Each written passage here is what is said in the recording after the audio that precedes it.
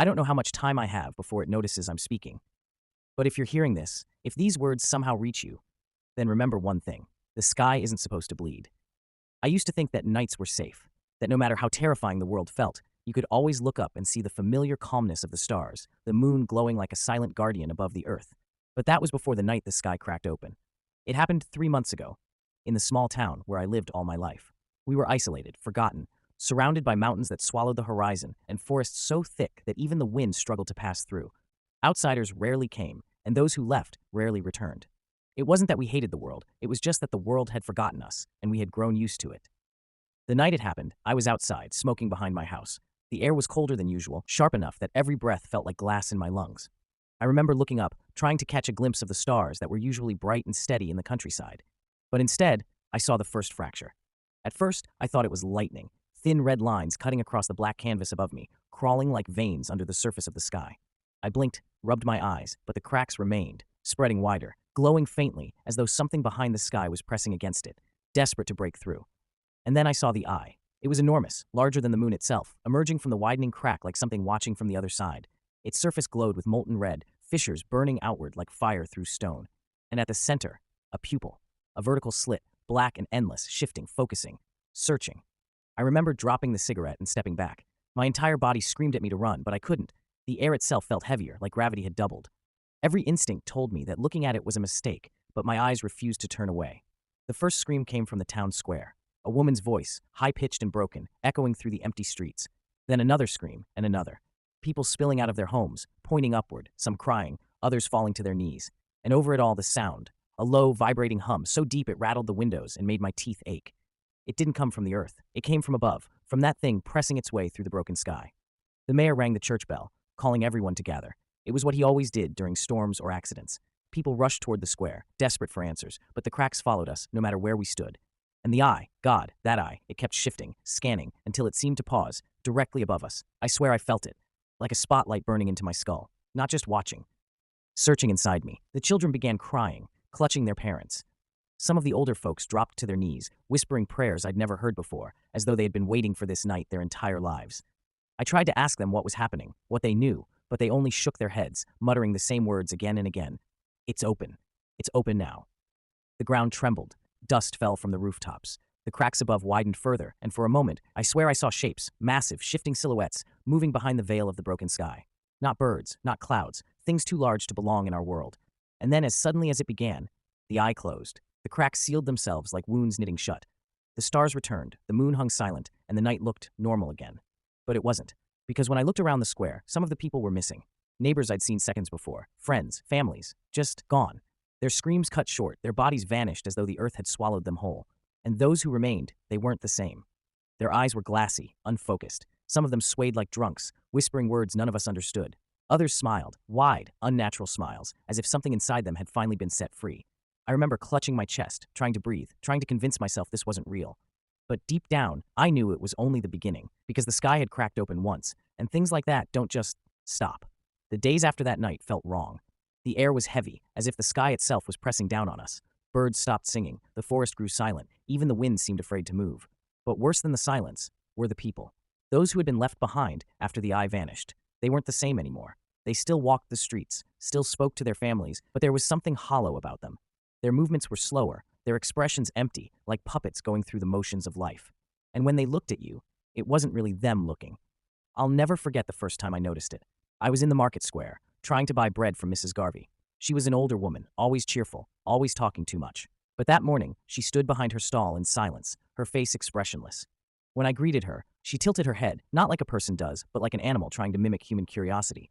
Her eyes didn't blink, and when she finally spoke, her voice was calm, flat, without warmth. "It saw you too." I froze. The loaf of bread slipped from my hands. "What did you say?" I whispered. Her lips twitched into a strange broken smile. Then she leaned closer, her breath sour against my ear. "It's still watching." I left without the bread. At night, I stopped sleeping. Every time I closed my eyes, I saw it, that massive burning eye staring down, cracks spreading wider across the sky. I'd jolt awake, drenched in sweat, convinced I could still feel it peering into me. But it wasn't just dreams. The second time it happened, I was awake. I had forced myself out of bed to get water. My window overlooked the town square, and as I passed, I noticed something strange. People standing outside, motionless, staring up at the sky. There were dozens of them, men, women, children, all lined up in silence, eyes fixed on nothing. The moon hung overhead, full and pale, but they didn't move, didn't speak, didn't breathe in any way that looked human. I opened my window, heart racing. That's when I heard it, a whisper. At first, it sounded like the wind, faint and shifting, but when I listened harder, I realized it was coming from them, every single one of them. Dozens of mouths moving at once, whispering the same thing in unison. It's coming through, it's coming through, it's coming through. I slammed the window shut, my hands shaking so badly I nearly broke the glass. The next morning, they were gone. By the third night, I started hearing the hum again, low, vibrating, deep enough to shake the floor beneath me. The cracks reappeared, faint at first, glowing red like embers in the dark sky. And then, the eye opened once more. But this time, it didn't stay in the sky. The cracks spread lower, bleeding downward, connecting the heavens to the ground like red veins. I watched in horror as one of them tore open above the mountains, splitting the air like fragile glass. And through it, something moved. I can't describe it. Not fully. But imagine a shadow so massive it blots out the stars, with limbs too long, bending in ways that shouldn't be possible. It didn't step out of the crack. It slithered, dragging itself closer, its form shifting as though reality couldn't contain it. And through it all, the eye never left me. That was when the whispers began inside my head. You are marked. You belong to us. You cannot hide. I screamed, clutching my ears, but it wasn't sound. It was inside me, pressing against my thoughts, twisting them until I couldn't tell where my mind ended and its voice began. I stumbled outside, desperate to escape, only to see the rest of the town gathered in the square again. Only this time, they weren't human anymore. Their skin was cracked, glowing faintly with the same red fissures as the sky. Their eyes were hollow sockets filled with burning light, and when they turned toward me, every single one of them smiled in perfect unison. They lifted their arms as one, pointing to the sky, and I realized the truth. They weren't victims, they were vessels. I ran. Through the forest, over the frozen ground, branches tearing at my clothes. I didn't know where I was going, only that I had to get away from that thing, from the people it had taken. My lungs burned, my legs screamed, but I didn't stop until the town was nothing but a faint glow behind me. I collapsed near the edge of the old quarry. The night was silent, save for the pounding of my heart. I tried to convince myself I'd escaped, that it couldn't reach me here. But then, the sky above the quarry cracked, not wide, not fully, just a thin fracture. Enough for me to see it, the eye staring directly at me, unblinking. And in that moment, I understood. The days blurred together after that.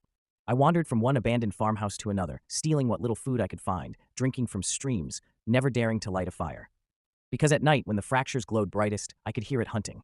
Not with footsteps, not with sounds a creature should make, but with silence. The kind of silence that swallows the world whole. I'd sit in the dark, holding my breath, and then, suddenly, all the crickets, the wind, the trees would stop. The silence would creep closer, pressing against the walls, until I felt it standing just outside, waiting. And then, the whispers. You can't hide from what is inside you. You are already ours. I tried to block them out, tried stuffing cloth in my ears, tried smashing my head against the wall just to drown them out. Nothing worked, because the voice wasn't outside anymore. It was inside. The cracks spread faster each night. What began as faint red lines now split across the horizon like veins of fire. I watched mountains bend in ways mountains shouldn't bend. I saw the ocean, yes, the ocean, fold upward, its waves suspended midair as though gravity itself had been rewritten. And everywhere, always, the eye. Sometimes in the sky, sometimes in the ground beneath me. Once, I swear to you, I saw it reflected in my own reflection, staring at me from my own eyes. I don't know how long I lasted before I broke. Days? Weeks? Time has no meaning when the world is unraveling. But eventually, it came for me. I was hiding in a barn when the silence fell again. The air went still, heavy, thick enough to choke on. The cracks spread across the wooden walls, glowing like molten veins, and through them I saw shapes moving. Too many arms, too many legs, too many mouths whispering in perfect unison. I ran out into the open fields, but the earth beneath me split apart, the cracks racing ahead of me, forcing me toward the old quarry. And there, it was waiting. The sky above the quarry shattered like glass. Huge shards of blackness fell upward, not downward, as though gravity had inverted. And through the opening, the eye emerged, bigger than before, so massive it swallowed the stars. It looked at me, and I fell to my knees. Not because I wanted to, but because my body obeyed. My limbs weren't mine anymore. And then, it spoke. Not through whispers, not through thoughts, but directly, tearing through my skull with words older than language. You were chosen the moment you look back. The cracks are not breaking reality. They are breaking you. I screamed until my throat tore. My skin began to split, red lines glowing beneath the surface like molten glass. My bones felt as though they were turning inside out. And in the agony, I finally understood. The vessels I saw in the town weren't victims. They weren't even alive anymore. They were shells, carriers, windows, and now, so was I. I don't remember what happened after that. When I woke, the quarry was empty. The cracks were gone. The sky was whole again. For the first time in weeks, the world was quiet, almost peaceful. I stumbled back into town, half expecting it to be deserted. But there they were, everyone, smiling, living their lives as if nothing had happened. Children played in the square. Vendors sold bread and meat. The church bells rang. For a moment, I convinced myself it had all been a nightmare, that I had lost my mind out in the woods. Subscribe Horror Story Bar.